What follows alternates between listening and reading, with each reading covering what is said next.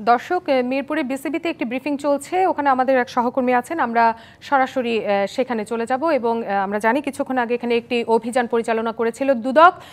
সেখানকার কি পরিস্থিতি, আমরা সবশেষ তার খবরটা তার কাছ থেকে জেনে নিব।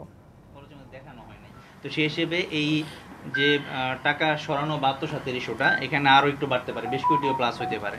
তো এটা আমরা এখন পর্যন্ত কনফার্ম হয় নাই, এটা রিলেটেড ডকুমেন্ট এখনও পাইনি হাতে। এটা ডকুমেন্ট পেলে অ্যাকচুয়াল ফিগারটা আমরা বলতে পারবো। এটা অভিযোগের কথা আমি বললাম, এটা নিয়ে কাজ করতেছে। আচ্ছা, এখানে হচ্ছে তো 15 কোটি টাকা তো হচ্ছে বরাদ্দ ছিল এই আসরের জন্য। হ্যাঁ, বরাদ্দ ছিল, বাট এরপরে হচ্ছে খরচ দেখানো হয়েছে 25 কোটি। হ্যাঁ, কিন্তু অ্যাকচুয়াল খরচ হচ্ছে 7 কোটি টাকা। হ্যাঁ, এটা আমরা অভিযোগের মাধ্যমে জানতে পারছি। আপনারা তো রেজিগনেশন শুনেছিলেন না? আমি আল আমিন, সহকারী পরিচালক। আমি মাহমুদুল হাসান, সহকারী পরিচালক।